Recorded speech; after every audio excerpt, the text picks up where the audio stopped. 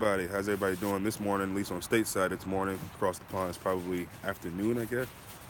So apparently, my player ratings are garbage, according to my wife. So, and I kind of agree that they weren't that great. But I did watch the game over, and I wanted to shout out a few players. One, Salah. Giving him a 5 was definitely atrocious. I don't know what I was thinking. I guess because so many other guys I thought, you know, in the forward positions did better. I don't know why I gave him a 5, but um, I think part of it was that I don't really remember him working so hard as far as like defensively, tracking back, um, trying to keep some of their players from passing the ball up the field like Firmino always does. I don't expect Salah to be a Firmino player in that sense. I mean, he's not the type of guy that's he does work back and play, and he's part of that first line that defends. I just don't think he's on the level of Firmino and what Firmino does for us is all I'm saying. And even Coutinho did somewhat good at that. But Salah had 2 assists, and on another day he probably finishes all the 3, 4, 5 chances he had. One of the ones that was really beautiful. They clearly had been working on it in the training ground was a set piece where all the players kind of came up and they left a space you can drive a bus through for Salah to come through. He hits it, goes a little bit wide. He doesn't get it. So, but yeah, definitely not a 5 for Salah. I'd say maybe more of like a 7.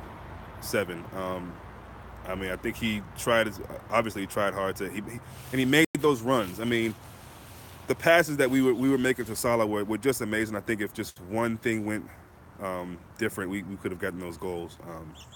But again, another day he hits all of those, or at least half of them. So yeah, I wanted to say that. Also, Matip and Klavan. I can't remember what I gave them, but whatever I gave them, at least one spot up. They both were really good yesterday. And Klavan made some amazing passes from deep, just like Trent did. I feel like there was somebody else. Oh, Genie.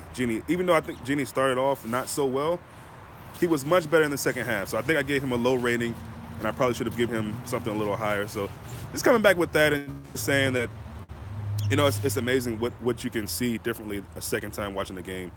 Live, you're watching, you might be focusing on different aspects of the game, might be watching the other team, what they're doing. But watching it again really gave me a different perspective. So I don't know, honestly, if anybody on the pitch should get anything lower than like a 6.5, including Mignolet. I'm not sure what I gave him, but I mean, I think everybody was at least a 6.5 or more. Arguably, even the subs that came on, they worked hard, didn't get a goal, but were active and trying to make things happen, even though we were already up 5-0. So I thought that was cool. But yeah, just overall, it's just really lovely to see. And that first goal really I think epitomizes what Klopp wants from this team. That hard press, getting the ball back. Firmino to Salah to Coutinho. The three of the Fab Four really working hard to get a goal and working together, and that's really something I think Klopp really prides his teams on doing. And even in the second half there, where I think they get the ball away and then Salah gets it and passes it over to Firmino, where he could have shot, took another shot as he had been doing, most of that game, and he didn't. He squared it off and we got a goal. So it's stuff like that I think really is the hallmark and picture of what Klopp wants this team to do with the gegenpress, if you will, and really just hunting in packs and smothering teams. And I think we really got back to doing that after it seems like a while we haven't really done much of that. There's times when Firmino is almost kind of doing it on his own and he gets the ball back, but I think today we really tried collectively to do that. And if we lost the ball, we were right there to try to get it back in most cases. So I thought that was really good. Again, and Firmino just continues to just prove to me that he is the man for that position and on this team. He works so hard and such a team player, and that was just really good to see. Ox, we saw in this post match that he wasn't really pleased, and I said it in the video. I thought he was a bit rusty and could have done better, but he got the goal, which I think he deserved after just so many really good or and just working hard in this game. But yes, like he said in the post match, he could do better, and the fact that he knows that and he's saying that and he's not overjoyed about scoring a goal or having 5-0 really says a lot. To be a young man to say something like that really shows his maturity. I'm not ready to jump on the whole he can be a captain band. Maybe he can. I don't know. I don't know if that necessarily means that. What it does show is that he expects the best out of himself and for that to be for this team. and he wants to play and he wants to fight for that starting position role.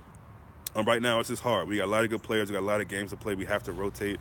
Can't see him starting too many games consecutively, but I think his performances for a while now have shown Klopp that he's a guy that he can depend on, and he's going to work hard and fight hard for the team, and he's going to call it like it is, and after the matches and things of that nature. So we saw what he did with Coutinho in the post-match after I can't remember what game that was, I guess Bournemouth. So really just proud of Ox, and it's really nice because a lot of people, I think, doubted Ox. Well, I know they doubted Ox, fans and neutrals and fans of other teams or whatever. They doubted what Ox can really do, and it was the price tag that really bothered them, which is, to me, is ridiculous this day and age. A price tag is a price tag. So you can't really do much about that. It's not his fault that was the tag for what he came for. So just proud of the guys. I'm proud of Ox specifically in that game. A lot of people talking bad about Emery, and I'm not really sure why. I thought he was pretty good yesterday, and passing the ball quickly, I thought, and being he had some passes that were out of bounds. They were a little too far, but he was being aggressive in trying to make those situations happen because he knew the threat we had against a team like Swansea, and he tried to do that. I think defensively he was pretty good. So even rewatching the game, I didn't really see where he was so bad. I thought he was better than decent in that game, and I like him and Gini together. I don't really like him and Hendo. They kind of get each other's way a lot. And Hendo, at the end of the day, a lot of times he's just, I think, I forget his name right now, but we were having a conversation in the comment section last night, and I think he made a good point, several good points, but one, how Hendo kind of comes like, a foot away from you and he's asking for the ball. And a lot of times when Emery and Hendo are playing, in my mind, they really kind of corrupt each other. They get in each other's ways, and that's never really a good combo for me in the midfield. So I like Gini, I like Emery, and even Ox in the midfield. And it's good to see Ox playing midfield. I think, weeks ago, Klopp was saying that he didn't see him playing that role. They had him as a forward player, but now that he's kind of been with the team a little bit longer, he has a full understanding, or close enough to full, if not full, understanding of what Klopp wants to do. I think Klopp sees that, yeah, you know what, this guy can play in midfield, which is also another kind of badge, if you will, on his shirt to say that, I can trust this guy. He kept saying he could play midfield, but now I can see that he can play midfield, and here you go with your reward. And I think Ox will be a bit more, he'd help us more in the midfield than he would as a striker or as a forward option. Not to say he can't play there, obviously, because we've seen that he can, but I think he's a bit better at almost like Lallana. I think there's times last season where Lallana played more of an attacking player, and he wasn't bad, but I feel like he was better in the midfield, helping out with that press, helping out with that counter, disrupting things. So I just think he's a bit better in the midfield. So, I was happy with that. Coutinho is having the best season he's ever had, and period. Definitely for us, but I just think as a football player, this is his best season he's having, and I just love the fact that a lot of players, maybe like Alexis Sanchez from Arsenal, I don't know, we have examples of players who they want to go, they didn't go, they throw a fit about it, and they don't play to the top of their potential. I think Virgil van Dijk is one of those guys. I mean, he's the fact that he's not being picked for Southampton has nothing to do with his skills. It has everything to do with his mental, and his desire to at least play. Like, I think we all know Virgil van Dijk is going to leave sooner than later at some point. While he's there to be a professional, I think he should continue to play and play his best. So I'm not really feeling the idea that he's not playing up to his potential. I know people will say, "Oh, well, that means because he wants to come to Liverpool. That's good news for us." Maybe. But I the professionalism that Coutinho is showing, I think, is what I'm getting at. And he could be hanging his head, and people want to get into the whole, "Oh, I'm loving his facial expressions now." I don't care about his facial expressions. I love his game right now. I love that he's playing well. I mean, people get caught up in too much of the most idiotic things to me. I don't care what his face looks like. If his game looks good, that's all I'm concerned with. You know what I mean? If he's not smiling every time he scores a goal or his teammates score a goal, which I think, to be fair to the people who care about that, he did that in his past game. But I just don't care about that. I want guys to play football and play like they want to be there. And the guys who, apparently don't want to be there, that's Emery and that's Coutinho, they're playing pretty well to me, in my opinion. They're playing good enough, that's a blessing. And looking back on this season, however we finish, top four. It's got to be. I'm sure it will be. And I think we can get tops. I think we can get second, to be honest, in my opinion. But you got to look back on this in this situation. I think Emery's doing well enough. Still would like to see him do a bit more and play a bit more consistent, better against the bigger teams. Not to knock him, just saying, because it is Swansea City, and not to take anything away from the who did well for our team yesterday, but it's Swansea City, and I kind of want to see that more when we're playing the bigger teams, or even in the games that maybe not so much quote unquote bigger teams, but just teams that are going to give us tougher matches, like Burnley, who's coming up in a couple of games. So, but yeah, just enough about the boys.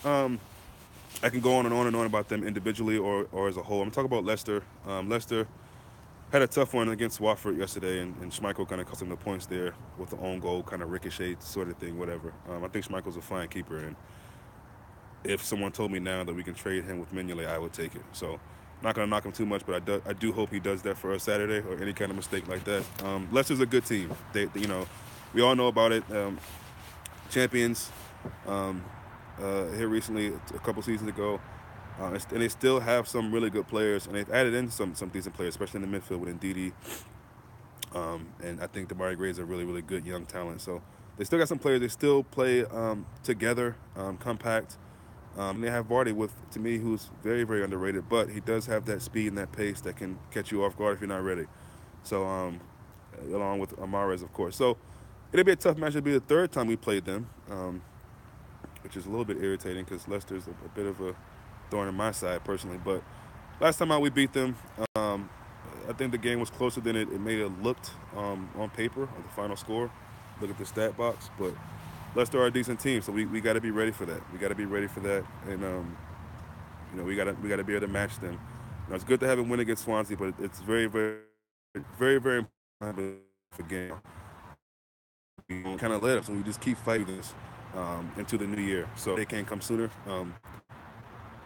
We'll probably be talking about probably next month when the window actually opens. I don't want to get caught up in too much, but yeah, once the new one comes around, we'll get more into that. So yeah, enjoy, and we will see you sometime between now and Saturday. Until then.